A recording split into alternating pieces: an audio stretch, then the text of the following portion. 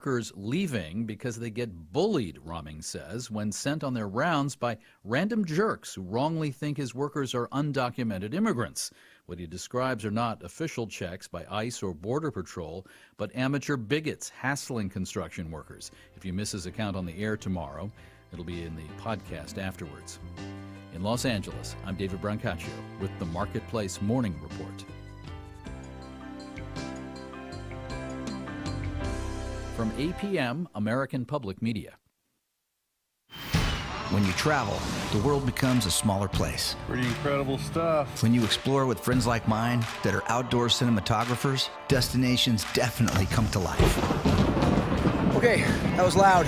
I'm Jeff Aiello. Low bridge. And this is Outside Beyond the Lens. It's not always about the obvious big view behind you. Sometimes the prettiest things are right below your feet. Tune in Fridays at 4:30 p.m. on WTJX-TV Channel 12. Stay updated with news, alerts, and other valuable information with WTJX Newsfeed. Get the latest news stories that matter from veteran news journalist Tom Ader. Just download the WTJX app or online, WTJX.org. WTJX Newsfeed, your source for stories that matter.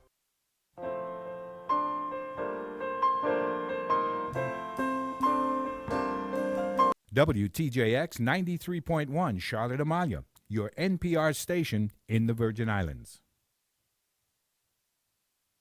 Views and opinions expressed on Analyze This are entirely those of the on-air participants and do not reflect those of the station's board, management, staff, or underwriters.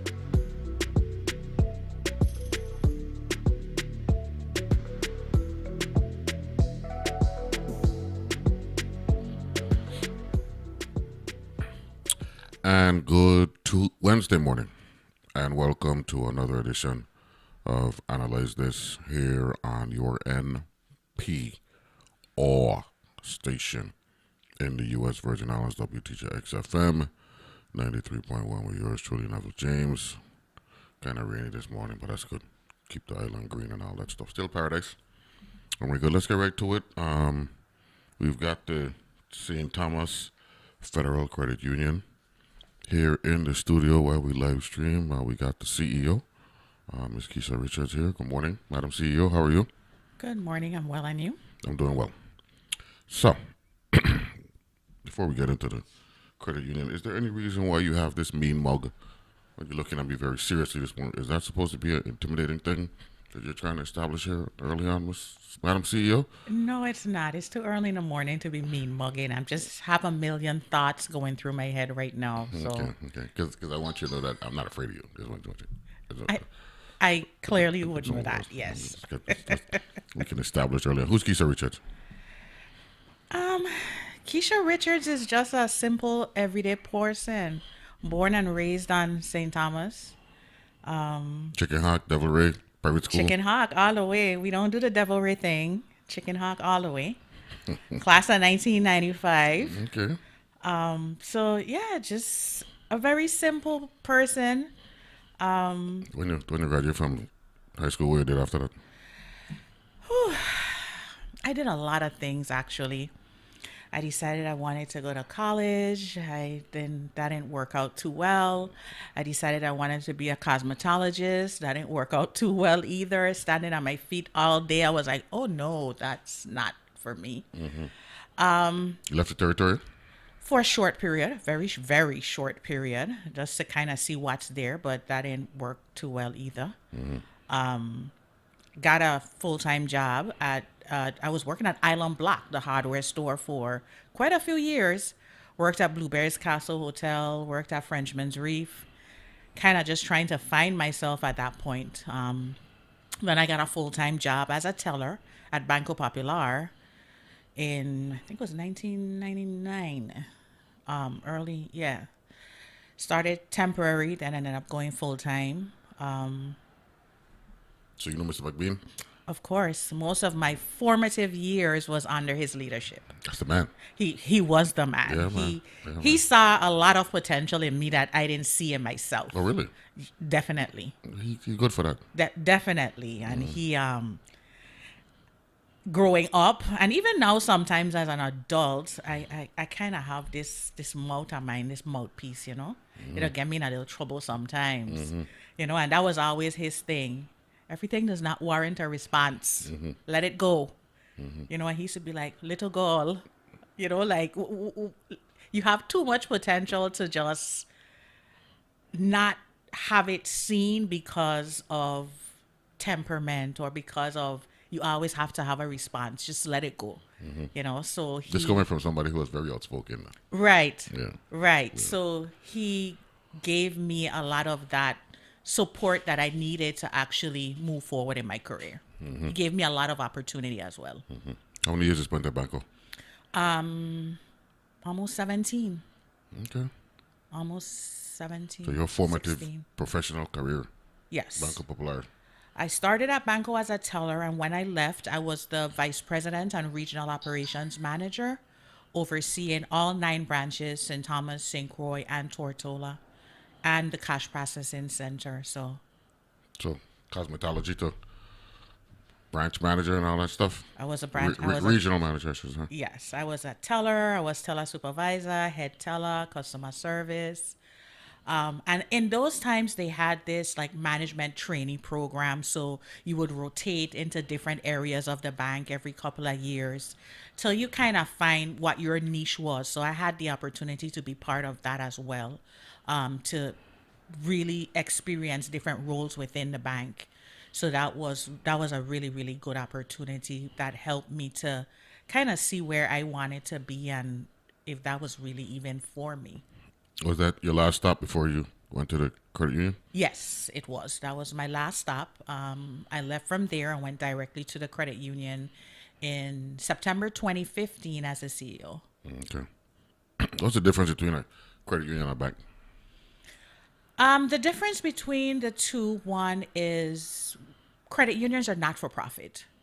So yes, we have to generate some level of income. And once we generate that income, we place that right back into our operation. We place it right back into our membership, whether it's by the dividend rates that we offer. So we offer higher interest rates on savings and lower interest rates on loans.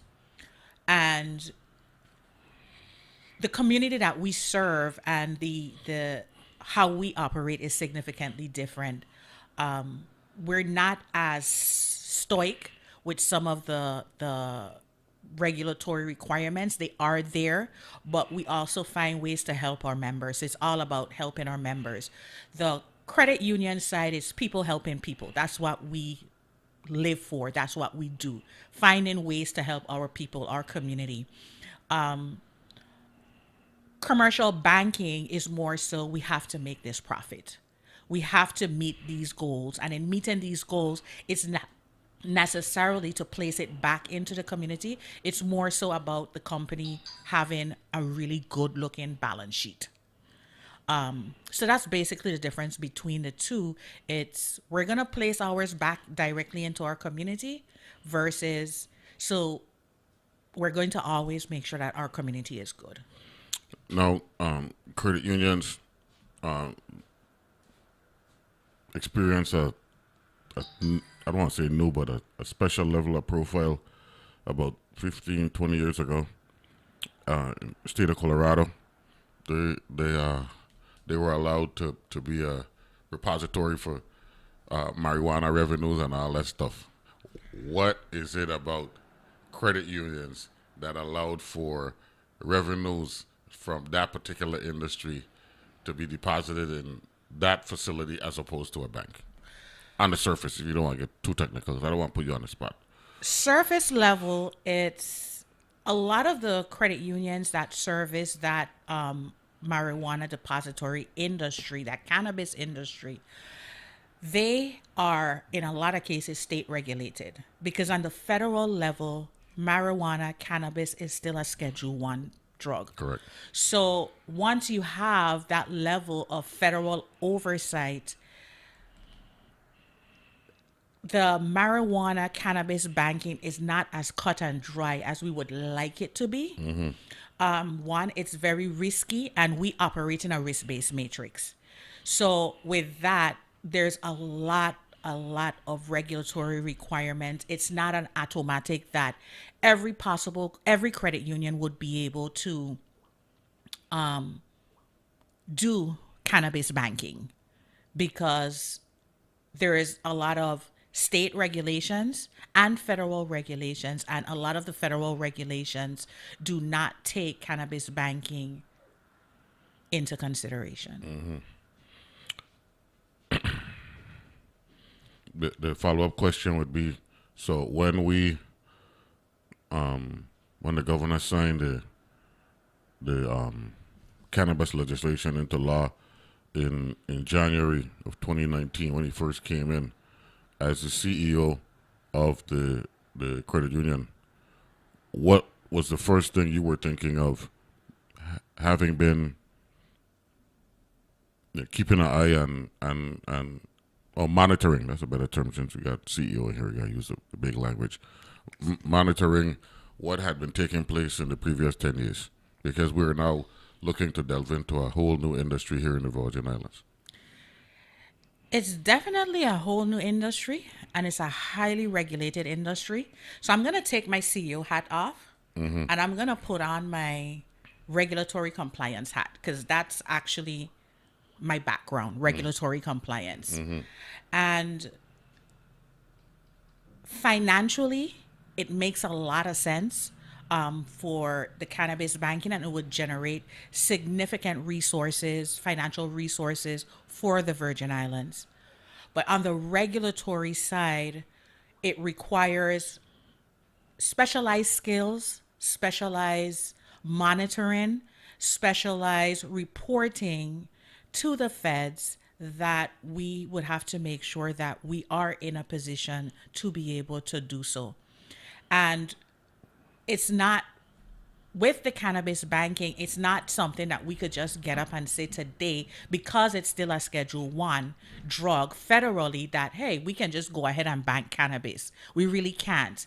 This is a discussion we would have to have with our regulators and say, what can we do? And a lot of the cannabis banking that we see at credit union is not direct cannabis banking. It might be third-party transactions that the funds were or may have been originally generated there, but not necessarily direct cannabis banking. So, looking back at it, do you think in wanting to potentially develop this industry, there's an education component that may have been taken for granted early on? Definitely. Because I think too many times when we look at, and not just cannabis, anything, any new product, any new service, we tend to overlook the enhanced due diligence process. That process that would let us look at it and say, hey, the risk that we're taking and all the other components that goes into it. It could simply be something as to referencing cannabis to what the feds look as like money services businesses, your Western Unions, your MoneyGrams, that back 10 years ago in banking, that was a big thing where there was so much regulation for money service businesses that a lot of institutions were really not prepared for the regulatory oversight that they would, and the scrutiny they would have gone through. So it's something similar with the cannabis industry. It's like, were we really prepared to take on the level of scrutiny and the level of regulatory oversight that is going to take place? And do we have the talent, the regulatory talent, to manage these programs within the VI? If you hear me, if you listen to the show going forward and you hear me using terms like enhanced due diligence, just give yourself credit for that.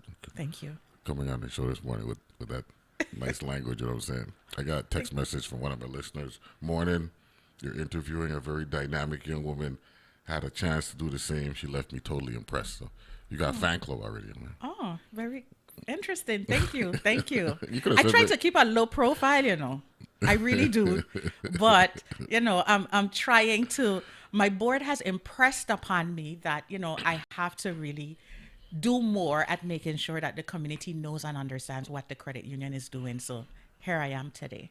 Well, you come highly regarded. So thank you. I'm good with that. Now, let's talk about the credit union industry in the Virgin Islands. How many credit unions do we have in the territory right now, to your knowledge? We have 5. We have 3 on St. Croix, and we have St. Thomas Federal Credit Union on St. Thomas, and then we do have Vitelco Credit Union that was specifically for Vitelco employees. And the industry is doing well? The industry is doing well. I think with the credit union industry over the years, especially in our realm for St. Thomas Federal Credit Union, this upcoming July, we would be in existence for 74 years. So 52. Is that, sorry? 1952. 1952, July 17th, 1952. So our members have proven that they're extremely loyal to what we do. Our members enjoy that person-to-person contact. They enjoy the fact that they could pick up their cell phone and text me on the weekends and be like, I have an issue, I have a question, and their questions will be answered. They appreciate the fact that when they come into the credit union's lobbies, they can, have that person-to-person interaction. So I think the industry is doing well. There's always room for growth. There's always room for improvement. So we try to ensure that we're always place ourselves in a position where we do more. One of my listeners in Puerto Rico said, good to hear. She dominates the subject very well. This is great. This is Puerto Rico. So Thank you. Edwin Melendez, one of my listeners, loyal listeners. 52 is a... You know the significance of 1952? You've heard about it? No, I have not. If you can enlighten me, I would be most appreciative. The high school you went to, I ain't gonna call it name because I'm not a fan of Charlotte High School or Udara-Ken. Hawaii had 2 high schools to our 1 for a lot of years until the complex came in and kind of balanced things out. But class of 52, Governor Turnbull. Okay. Yes. Vern Hodge. Okay. Elmer Roebuck. Oh, wow. That's one of the great classes in the history of America, not just the Virgin Islands. That's how powerfully that class had 3 branch leaders: the judiciary, legislature, executive branch, and had others in that class as well. That's definitely a powerhouse. So it was something about 52 here in the Virgin Islands, and I'm saying that. Okay. A month after they graduated, the credit union opened. Right.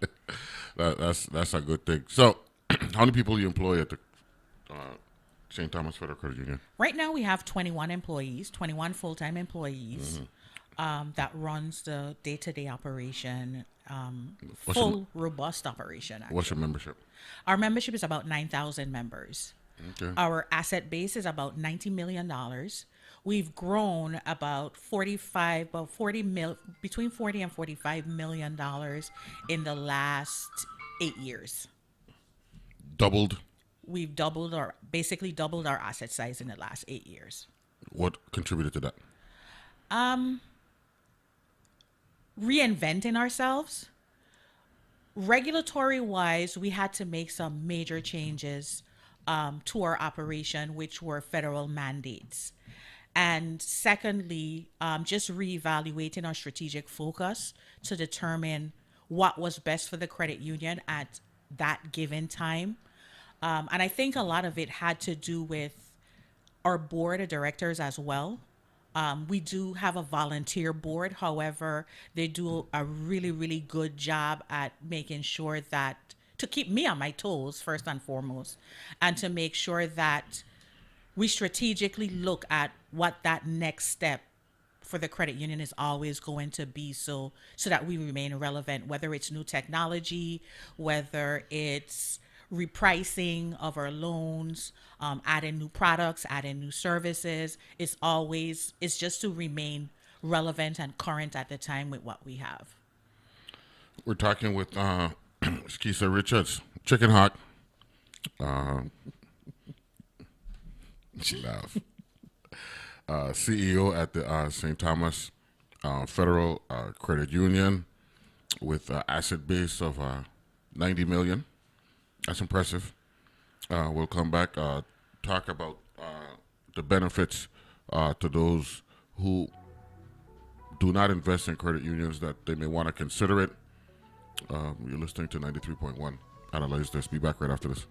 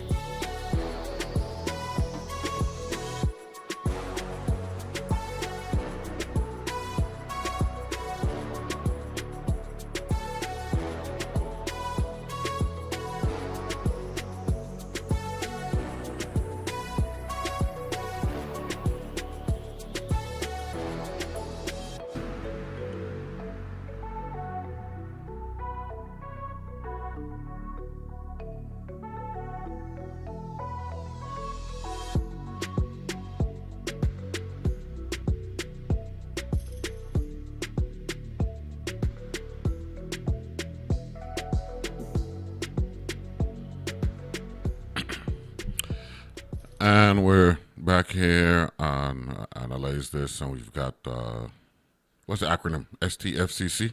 STTFCU. STTFCU. TTFCU. St. Thomas Federal Credit Union. Yes. Okay, good. We're talking with Madam CEO, Keisha Richards from Iraq. You know Lucy Lamada? You know that name? One of our members, definitely one of our most supportive members. She's an awesome CEO. Oh, thank you. That's Lucy Lamada. She also said 1952 was the start of carnivals. I'm telling you, man, that's a big year. It was a big year. You know it was a big year. So we're good yes, with I that. was aware of the start of carnival. So yes. Yeah. So the Yankee twang. Tell me about this. You know, your ability to yank. Come here and yank on my show. I mean, I yank too. You know what I'm saying? That's so funny. I just ask those questions to kind of, get you to relax. So I like to tease. I like to tease Roger and Hernandez when they come on the show and they speak properly. It speaks to the ability to assimilate. So I think it's an attribute actually. Most of our communication, actually, whether it's verbal, it's written, our interactions, because we don't have a very robust support system for credit unions in the VI, a lot of our communication is outside of the VI. It is more than most times on the U.S. mainland. So a lot of times in trying to communicate with them, especially verbally, it could be a challenge. So you have to be able to communicate effectively. That's what I'm talking about. To be able to, for them to understand where we are and kind of meet them where they are to get what we need from the persons that are going to assist us. Plus, you're representing people. Yes, we are representing our people, so we have to be able to assimilate to the environments that we're in. Just like right now, I sit on the board for a credit union tech company out of Alabama. Oh, yeah?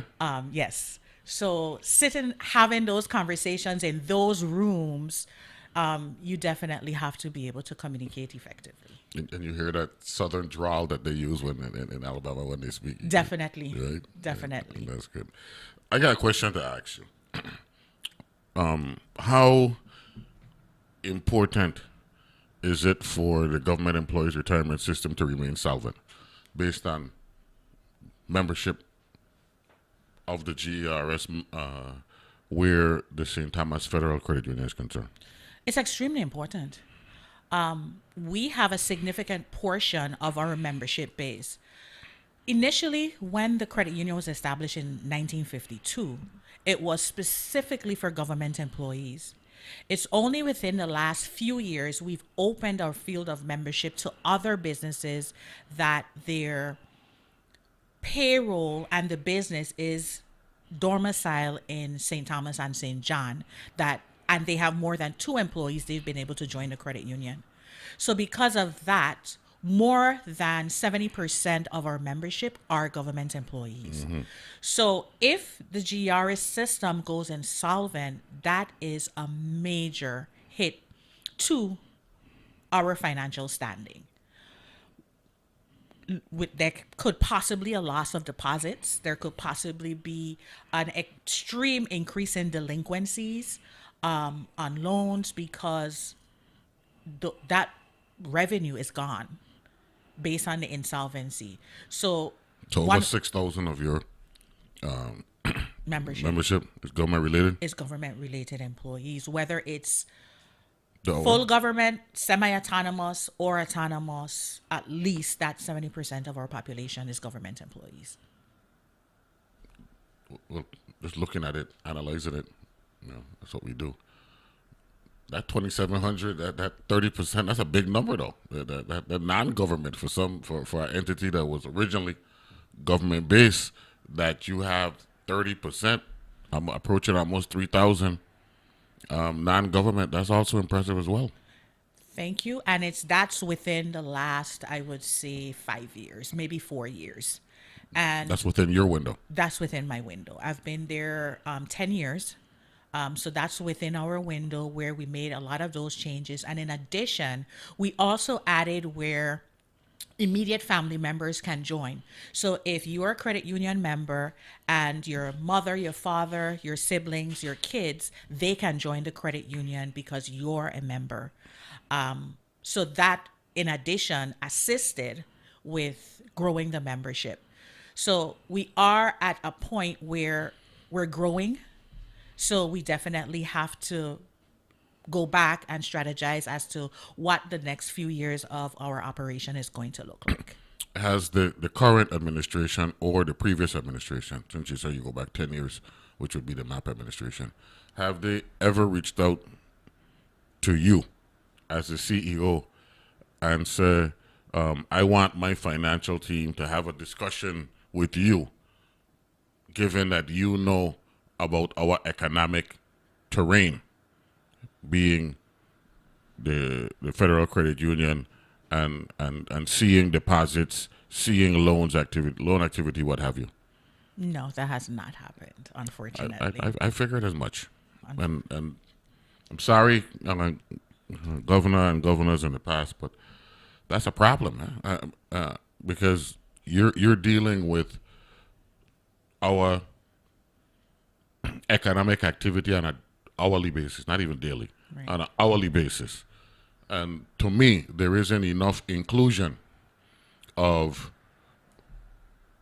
non-government employees in the discussion, if not in the decision making, at least input from an input perspective, because are you dealing with us every day on a everyday basis? And we see it. So would it be incumbent on you or the board to ask of an administration, not necessarily this administration, any administration, that there has to be some level of communication, because, I mean, it ain't just about the government ability to generate revenue via taxes. They need to know what's going on. I think it would be incumbent of me. Don't blame yourself. No. The role of the board, even though there's some blame to be assigned to you, right? Don't blame yourself. The role of the board is to set policy, basically. And it's my responsibility to run the day-to-day operation and make sure that everything is where it needs to be. It's my role to be strategic. It's my role to find new ways and have the discussions that need to be had. So by the time I come to the board, I say, listen, this is what we need to put in place. However, I've already done the legwork, the groundwork to be able to do so. So that responsibility would not necessarily lay on the board. That would be my responsibility. Unfortunately, I have not done so, but it is conversations that would definitely need to be had because we see it. Just having conversations with my managers over the last few weeks, I'm like, I think we're seeing some true economic downturn. For an organization, even though our delinquencies are not excessively high, we are seeing a little bit more increase in delinquency. So the one here, one there trickle effect makes a significant difference. Or we're seeing people are spending more, they're pulling more savings, and it's not necessarily to move it to another institution or whatever. They're literally using more of their savings on a day-to-day basis just to survive. But you're articulating the justification for why the conversations need to be had between yourself, definitely, the Office of Management and Budget. I had Julia Raymer, depending on whoever you want to pronounce it. Kevin McCurdy, they were on 15 days ago. And, they were throwing the numbers at me. And if we're talking $815 million in individual income taxes, some of that is deposited in your institution, right?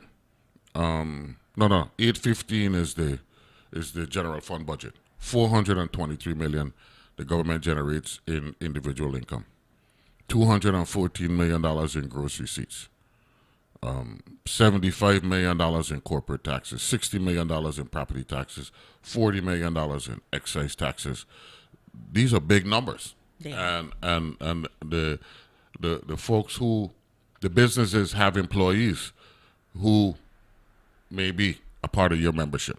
The government is a part of your membership. The GERS is a part of your membership. I mean, just logically speaking, you want all the power brokers, not just vice presidents of banks. Credit union, you're talking $90 million. Asset base, that's significant. Why are you smiling? I think a lot of times the credit union is overlooked as that's just a small. Don't be afraid to say it. It's just a small, they I don't think the relevance and the role that the credit union plays is given enough attention or given enough to give us the opportunity to have that input. It's just like it's just a credit union. It's just, they just kind of brush us on the side. But in actuality, I think we do so much for the community and so much for the people that they don't see. Those members that just don't have enough to do whatever it is that they need to do, we try to help them in every way. Like we had COVID, we had after the hurricanes, we did full loan deferments, no loan payments for 3 months. And you'd be surprised to see how much of a help that was to our membership. Or we do when there's major issues, like they just had the federal government shut down. So all federal employees, we opened it up where they could have gotten a $3,000 loan, no credit check, anything. Just come in, bring your furlough letter and your previous check stubs just to make sure, what your income was, to do just a little verification. But they got those $3,000 loans to hold them over. Same thing we did during COVID. So what we do, I don't think that it's recognized enough. So we're not included in those conversations when in actuality, we do have a lot of insight to provide. Director Raymond, Commissioner McCurdy, don't come back on my show and tell me you ain't had the meeting with CEO Richards and the other CEOs for the credit unions, because we're not in the prejudicial business here, Right. as well as the Vitelco Right. leadership. What about St. John? You got office in St. John, or? No, we do not have a physical office in St. John, but we have an ITM, Okay. which is an interactive teller machine. So our St. John membership, they can actually make check deposits, cash deposits, Without having to catch the ferry to come to St. Thomas. And we do have a very robust online banking platform, so they could do all their banking online. We have our app. I mean, we function like a full-fledged financial institution. All the technology, trust me, we have it. Okay, good. So you know that robust is your favorite word, right? You're familiar with that, right? What's so funny? You mentioned it 3 times. I like it. You know what I'm saying? I can't help myself. That's my fault. Don't hold it against me. No, You know I what I'm saying? won't. It's But I pay attention to details. it's just one of those expressive words that gives the definition of. It's just so much more to it. Encompasses a lot. You're a Yankee man. You're a Yankee man. No, I'm You know, not. I like it. No, I like I'm it. not. Robust. That's what I'm talking about. What is it about the credit union right now that you want? If you would identify an area that would need major improvement, what would it be? I don't think it's major improvement per se. We are in the process of. We just did our groundbreaking on our new facility. Yeah. Lucy texted me and said I got a big building coming in Long Bay or something like that. And right next to the new fire station, in Barbell Plaza, Barbell Plaza. Oh, where okay. Warren E. Brown used to be. We purchased that land. Okay. So we're going to be doing our new facility there, and the reason for that facility is that we have completely outgrown where we currently are. So as far as improvement, it would be to get that building up and going where we could definitely expand our products and services to the community. Right now, where we are, we're very limited. Where's that? We are downtown, right across from Roosevelt Park, right next to Zora, Okay. that yellow building. Zora still open? She is open, but she moved further down Main the- Street, yeah, right? Yeah. You know, I actually used to catch a plane to go St. Thomas to buy Zoras. Oh, nice. That's She's how a staple. That's how powerful Zoras was. You know, I staple. bought my first Zoras in 1981. Oh, that's a long time. And I have, as a matter of fact, I kind of give up on them. I need to go back. Zora,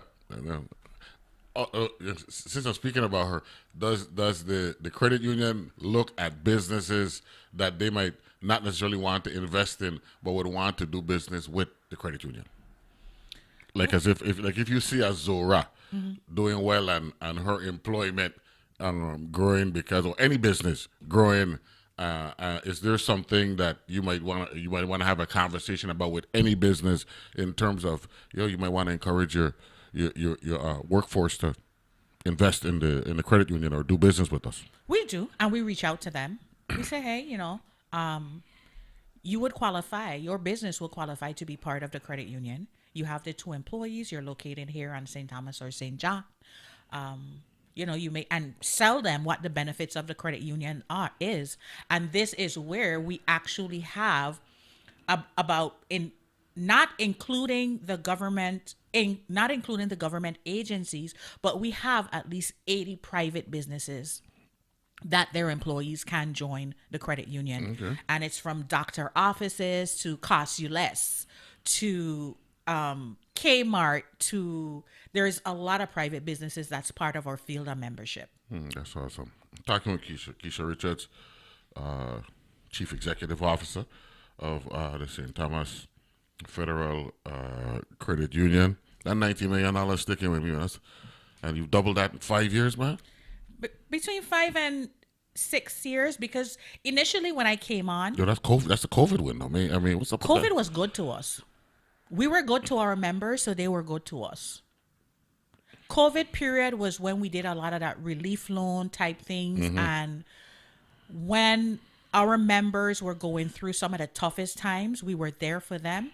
And thereafter, they, even if they had an unwavering sense with the credit union prior to that, I think that COVID, that hurricane season solidified a lot of the relationships that we have. We'll take a break, continue this robust conversation with CEO Keisha Richards. Great conversation to start today. We'll be back right after this.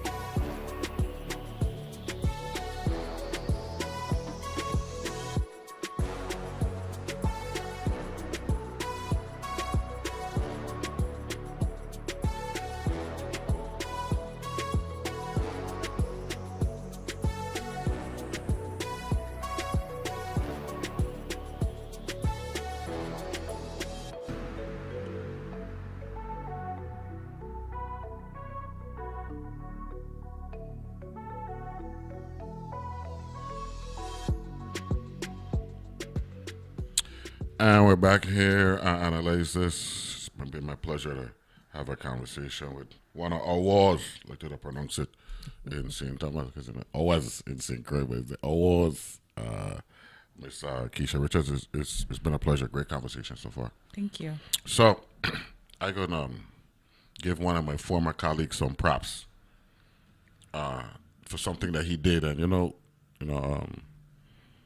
the electorate, they're real big on beating up on senators, and I enjoy defending senators on this show. Everybody's executive branch, but I was a legislature. So I was Senate President in 2015 and 2016. In 2016, we had a NCSL, that's the National Council of State Legislators, annual meeting in Chicago, and Clifford Graham, yes, my board chair, finance chair, he said I can't come to the NCSL meeting, but I'm going to be in Chicago anyway. So like, what are you telling me? And he said, well, I got a credit union meeting in Chicago the same time. So I, committed to that, blah, blah, blah. But what he was saying indirectly was I going to save the legislature and the government some money because I got a commitment there. Little things like that. You know what I'm saying? So I wanted to publicly give him his props, for realizing that he already had a commitment. He could have taken advantage of art, because he was a member of the legislature. So Senator Graham, I haven't forgotten. It's going to be 10 years since we, hung out in Chicago. You were doing business for the credit union at the time, so, and I know that he's a loyal St. Thomas Federal Credit Union. That's like his baby. It is. You know what I'm saying? So I wanted to make sure I did that today when I heard that you were coming on. That's a good man. Definitely, he's our board president. We have a really, really good working relationship. Mention all the board members. Our board members. So that when you don't go back, they don't say we're only talking about one. No. Trust me, I would have gotten there. We have Mr. Clifford Graham, who is our board president. We have Ms. Joanne Barry, who is our vice chair. We have Dr. Kaiser Callwood, who is our treasurer. We have Ms. Daniela Romo, who's our secretary. We have Clinton Hendrington. We have Dwayne Callwood. So this is a who's who of Virgin Islanders, St. Tommy in particular, that they had this board that I got this Federal Credit Union. Yeah, and we the proof is in the pudding. So we are doing exceptionally well. So it speaks volumes of their contributions to what we're doing here at the credit union. You're familiar with the fact that second name you called, she's the vice president? Ms. Joanne Barry, yes. She's University of Miami Hurricanes. She ever told you that? You ever seen her wearing the T-shirts and showing off the green, orange, and the white? And her AKA, let's not forget yeah, her she's AKA. big on that. Yes. Skiwi, right? Over there at college, right? Over there for nonsense, so we good. With that, what's next for the credit union? Ooh, we have a lot coming down the pipeline. In addition to this new facility that we're going to be building, once we get that new facility up and running, the goal is to implement some new products and services. Those new products and services, I'm already in the process of crafting a mortgage lending program because we're going to start doing some mortgage lending. I've been having conversations with SBA and working internally as well to start crafting a small business lending program. We've already had some of our managers that has already gone to commercial lending school in preparation for be able to launch these programs. So we have a lot coming down the pipeline. Senator Potter is a board member, right? And Senator Potter, yes. Can't leave you out. Yes, no, I cannot. Yeah.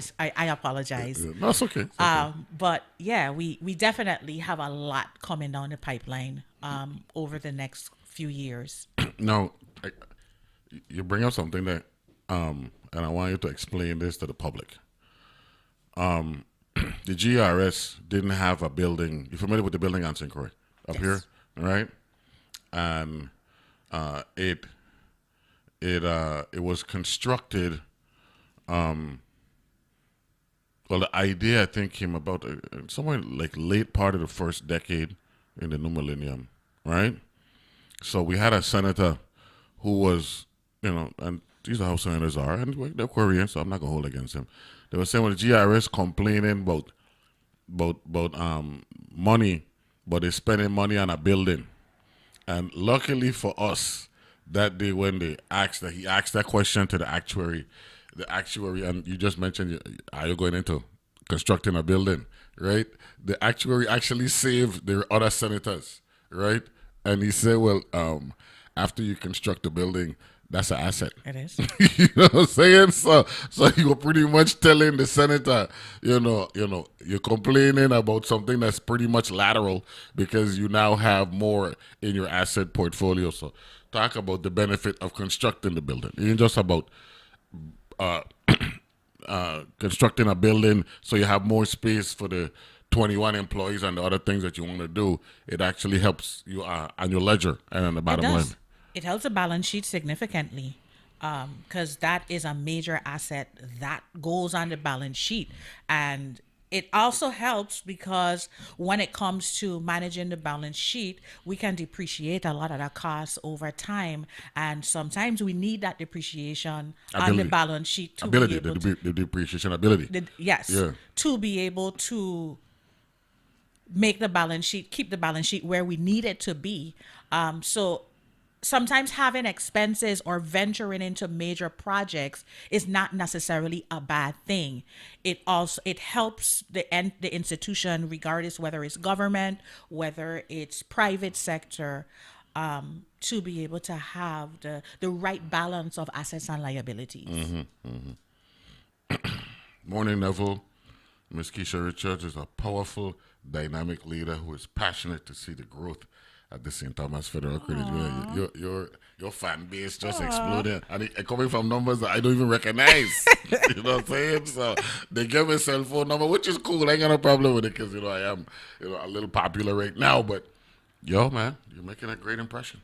Thank you. And, I truly appreciate that because, it's always good to have that support because sometimes it could be a little discouraging when you think you're doing and it's like, okay, and I'm one of those persons that I don't need a lot of money.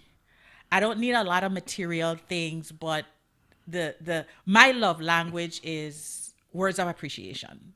Tell me what I do. So for me, just these little things, I gonna be in my glee for the next couple of days. Kiva Muller, one of my neighbors' daughter, I love that she sounds like she loves her job. I really do.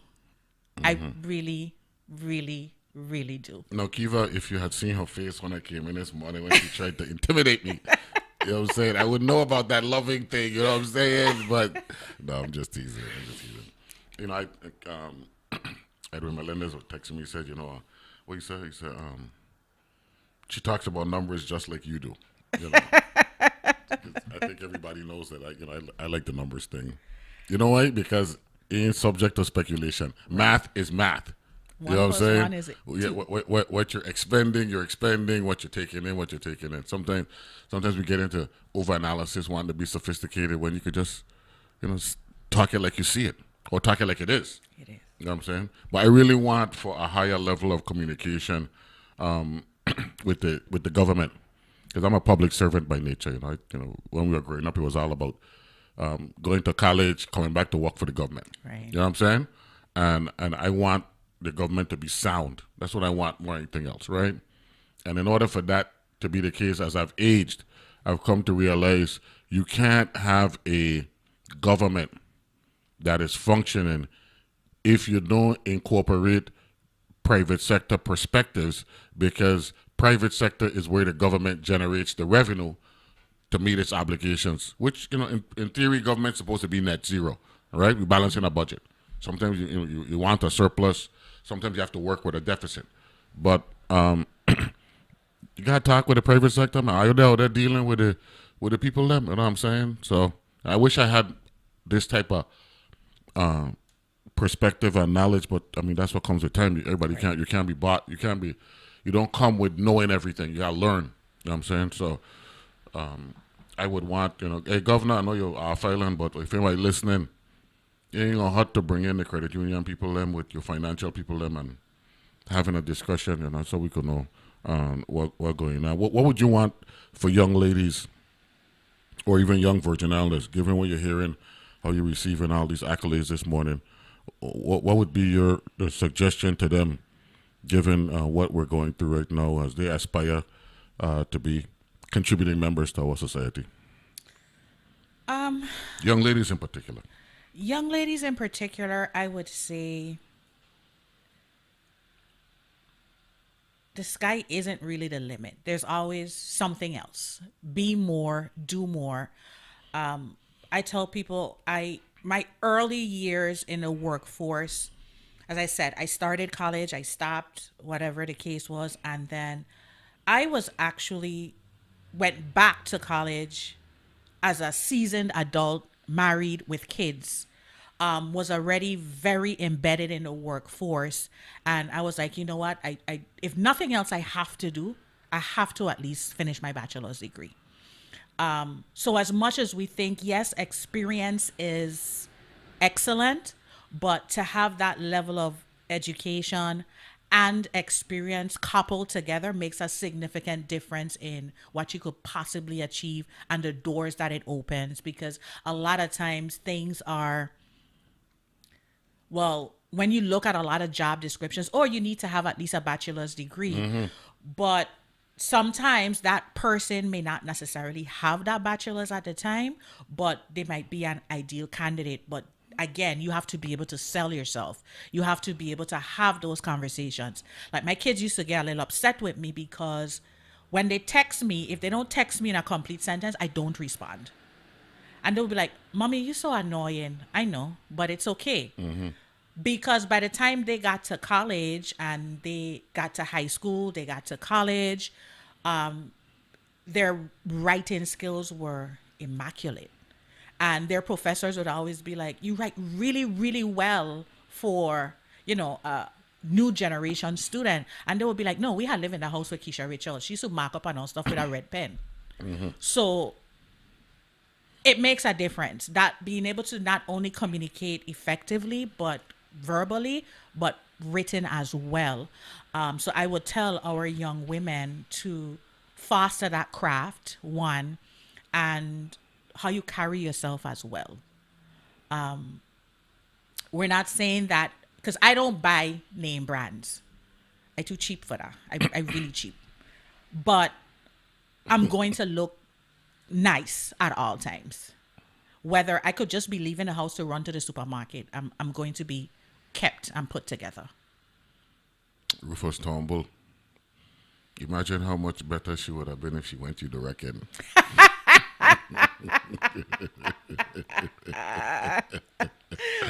Hey guys, hey yo, you know what I mean? I ain't got a nickel in this quad, but as a, I know that you're a direct Ken fan, and you like to go back at each other.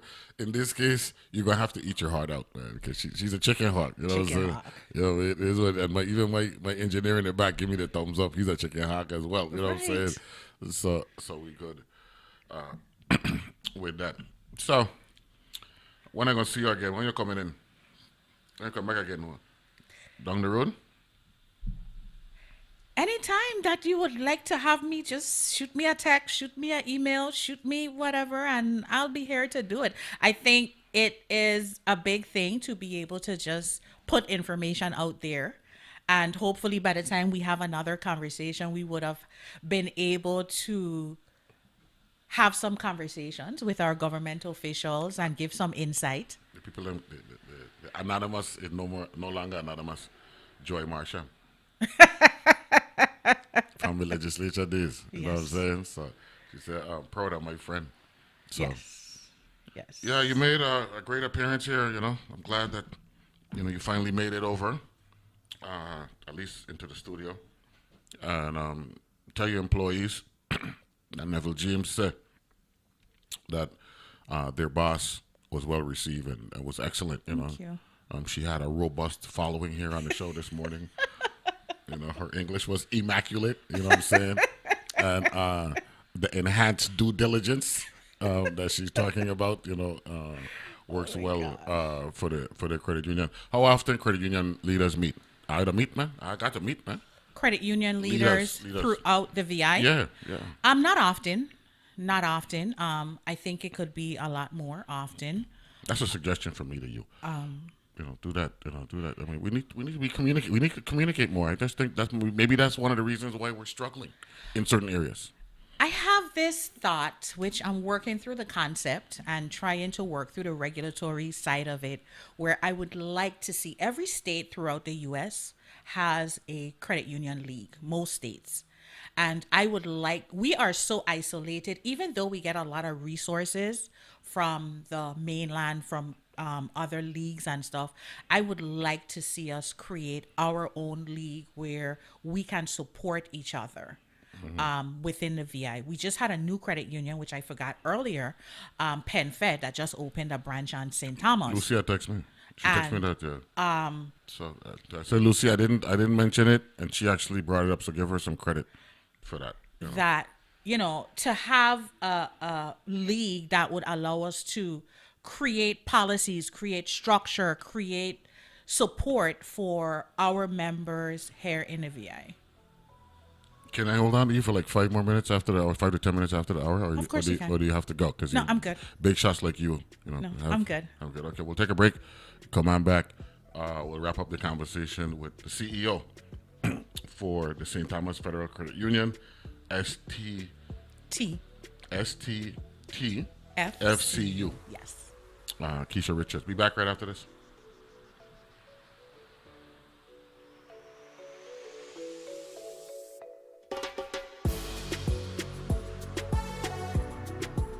The views and opinions expressed on Analyze This are entirely those of the on-air participants and do not reflect those of the station's board, management, staff, or underwriters.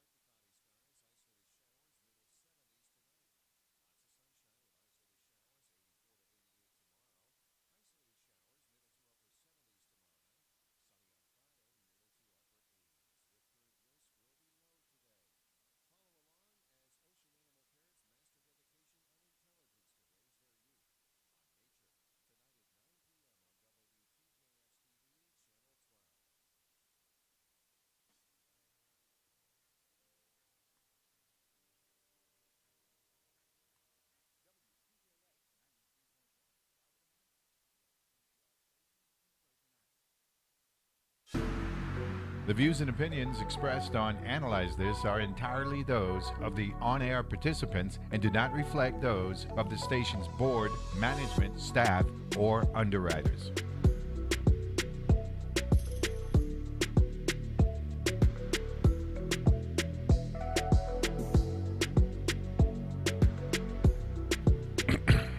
And we're back here on Analyze This. We got Miss Keisha Richards. So you say you're married? No, I'm not married anymore. Well, you were married. I were, yes. Richards is your maiden name? Richards is my maiden name. Okay, good. So we good with that. I was curious about that one. Terry T. You know Terry T, right? Yes, I do. He's the one who said that he had interviewed you and he was Yes. press and all that stuff, right? He tell me to tell Rufus Turnbull he forward, right, with that Eudora Ken thing. Yeah. And I texted him and that and said, and out of place. You know what I'm saying? So that's number one. Number two, President Graham said cheap is not the word, frugal. Frugal. Frugal is the word. And I agree with that. If you can come on my show using all this big language and yanking, frugal is the word. Can't go nowhere else. I mean, I'm raw just like you, and cheap is the word. Cheap is applicable, but since you want to song like Madison Avenue, frugal is the word. Okay? Well, I do have a friend that says, chirps like a bird and say cheap, cheap, cheap, cheap.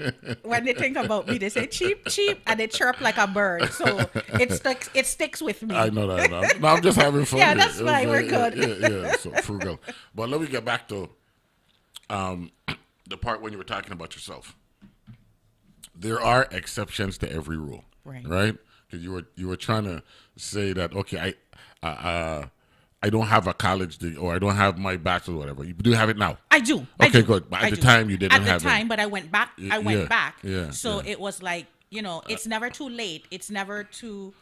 Yeah, but what I was going to say was that there are exceptions to every rule. There are people who are blessed with skills and aptitude pre-college, right? Definitely. The thing about that that graduate degree, that post high school degree, is that it shows a level of discipline. Right. You know what I'm saying? That you're willing to go through the steps, right? And to get that document. And it's in the name of the college and the document is a seal, right? It's a seal that authenticates, right? The fact that you went through the core classes, you went through the specialization classes, and you met the requirements for them to confer that degree on you. You know what I'm saying? So, but there are those who don't need that. You know, there are exceptions to the rule. There are, and I actually feel like I was one of the exceptions to the rule because I was an assistant vice president and a vice president even before I completed my degree. Where'd you complete that? UVI. Yeah? Yes. The great University. The great University of the Virgin Islands. But throughout that period, I did have some major challenges because when it was time to consider salaries or promotions or whatever, it was, well, yeah, but she doesn't have that. Yeah. She's really, really good at what she does, but she needed that. So if I can avoid someone having the same struggles that I had, I would give them the insight that they would need to definitely not have to struggle as much as I did. No, and it I don't say such a word, but it decomplicates a potential. Well, look, you know, you're requiring of me what you don't have. Right. You sure what I'm saying? Right. No, actually, right. Don't the response to that is don't worry about me, worry about you. You know what I'm saying? But because you know we're dealing with human behavior, right? You got to do things to protect yourself and protect the institution. Definitely. Right. Okay. Good. Let me get back to St. John as a born Northern Virgin Islander, right? St. Thomas and St. John, right? When you look at St. John with that business history that you have, what can we do to get St. John to another level as a Virgin Islander? I got a soft spot for St. I don't think St. John has met its potential. Clearly, the national park takes up the footprint is big enough that it limits movement. But there's something about St. John. You know, people talk about it all the time when they go there. So, oh my God, it's so beautiful. We got Trunk Bay, all that stuff. As a Virgin Islander, how do we go about taking that next step? I think we need to just identify what resources they would need to take it to that next level. And we realized that, one, elder financial abuse is a major thing on St. John. Wow. So last year, I actually hosted a workshop in conjunction with Love City Strong, where we did a elder abuse workshop. And we had the different homes and human services and had seniors come out to attend those workshops where we can educate them on what's happening. Also in December, last year, for the first time, we became a part of the Federal Home Loan Bank. And becoming a part of the Federal Home Loan Bank, we had the opportunity to... Define Federal Home Loan Bank. The Federal Home Loan Bank is a huge conglomerate bank that helps other financial institutions with financial resources. So we are tapping into them to get financial resources to low income, low cost financial resources for us to take it to that next level. Okay. So we got a $50,000 grant last year. And however, in awarding the grant, there were some stipulations, and we actually awarded $10,000 of that $50,000 to Love City Strong in St. John to assist with programs that they're trying to bring about, whether it's assistance for senior citizens, home ownership programs. They have a lot of things that they're trying to do on St. John, but they need assistance in any way possible from other organizations. And this is where we felt the need to make sure that even though our significant population of our membership is in St. Thomas, we still have those members on St. John that we need to pour resources into as well. I got Lola Willis on the line here with me. We had a conversation yesterday that got cut short. Morning, Lola. How are you? Morning. Never give me a morning to all Virgin Islanders whoever listening to us this morning. Lola, you know the CEO for the credit union, Keisha Richards? Yes, I do. Because I know you worked in the financial realm as well. She came highly regarded this morning, and everybody nothing but accolades this morning, Lola. She did a good job. Very good hire. She's up to the bank, you know. She done said that already. She said she did 17 years. That's what. That's Almost 17. Almost 17 years. Like I had to pronounce it over there, Banco Popular. Yeah, she didn't take her from her mother though. Hey, Neville, Yeah. you heard it laugh? Yeah. Neville, her mother have something like me and you, okay? Yeah. Bye. Yeah, man. Look, we're gonna save that there for the next conversation, man. But she did a good. She did a good job. No. You understated it the way people talking. Huh? I think excellent is the term, not good, because everybody, man, everybody, Lolo. Seriously, man. Never listen to me. I want to buy a car one time. Mm-hmm. But when I wanted to buy the car, I was incarcerated. Yeah. I want to buy a car for my wife. Yeah. I call them. I want to go over there. The why they don't want me to go over. This is credit union you're talking. I tell my credit union. Okay, good.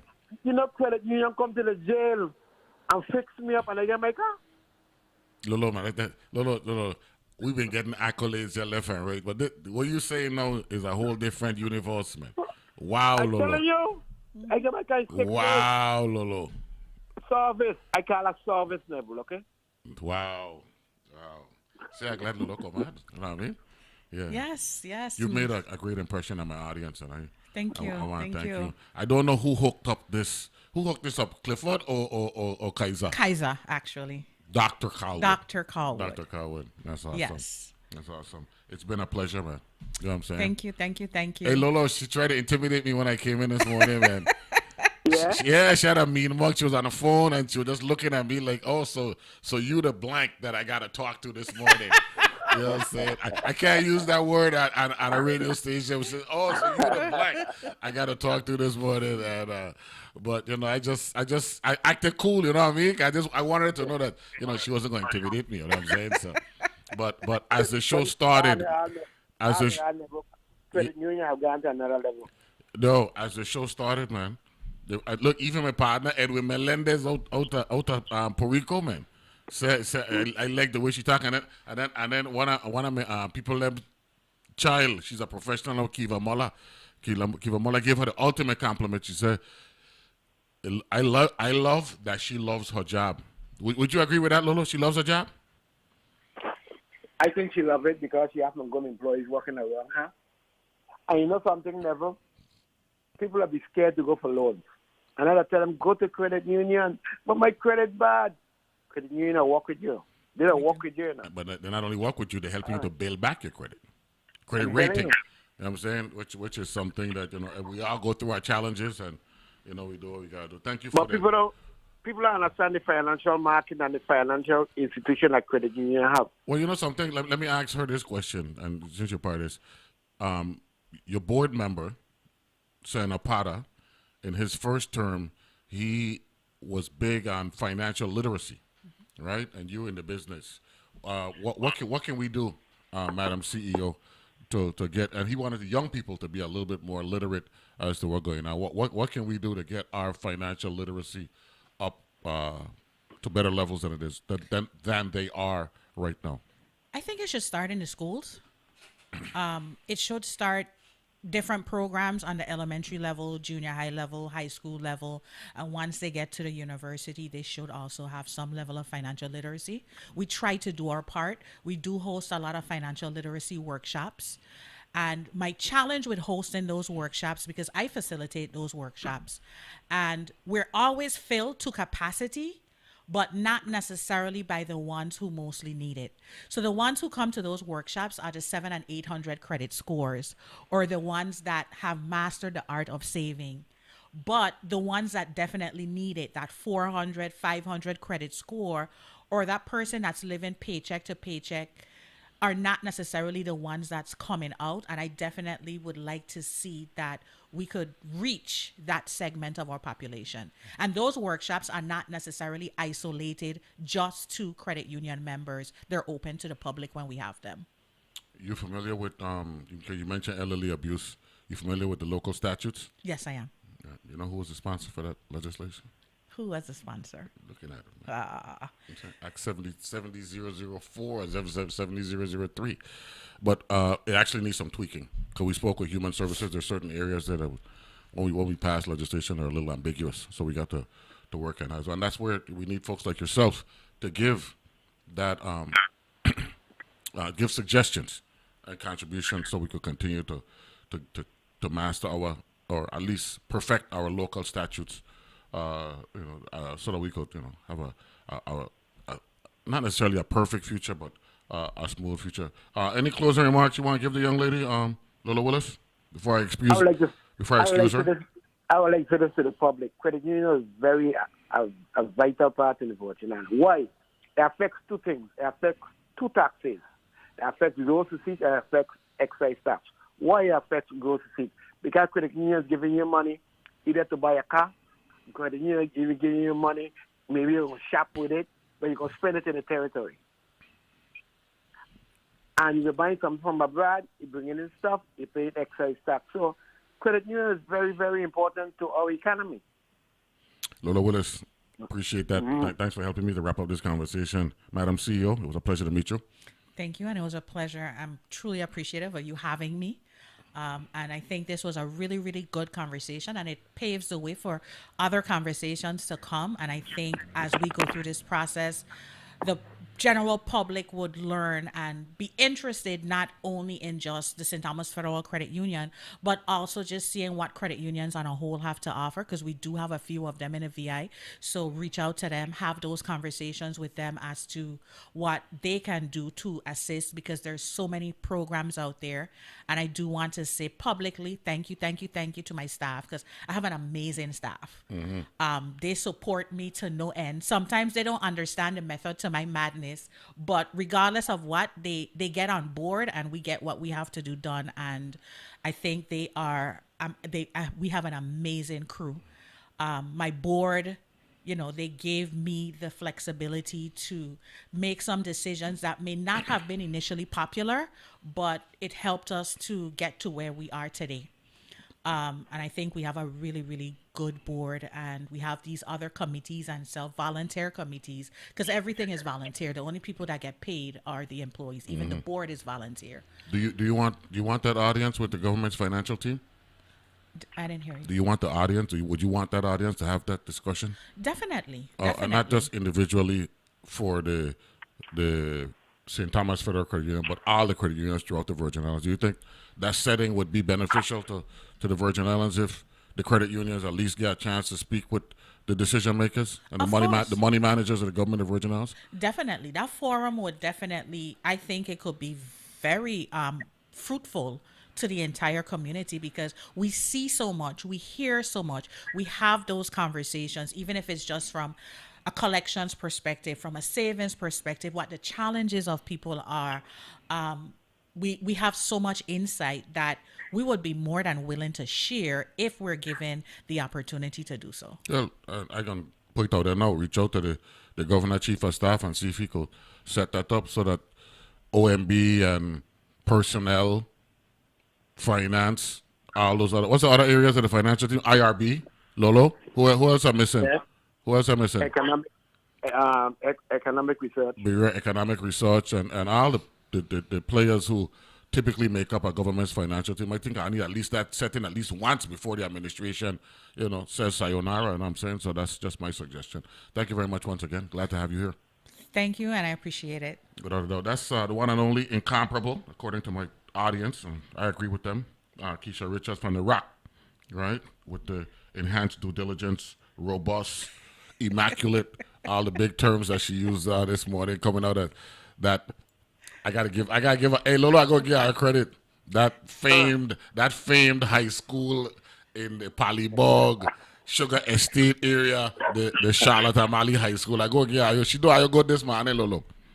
Well, a lot of good people come out of school, We were talking about the class of 52. That's the year the credit union opened up a month after LMOD, George Hodge, and Governor Turnbull graduate, man. That 52 a great year for St. Thomas, Lolo. Great. Yeah, man. And Lucilla Mata said that's the first year of the carnival too. You know what I'm saying? So I don't know what we're going on in 52, but That year there, maybe we could write a little Look at document. We could write a little documentary about the year of 52, man. You know, First Credit Union won the third floor of Christian Building in Savannah. Yes. Oh yeah. Yes. Yeah, man. What the Christian Building in Savannah there? Right in the market. By the market, okay. Going up to Savannah and the left hand side.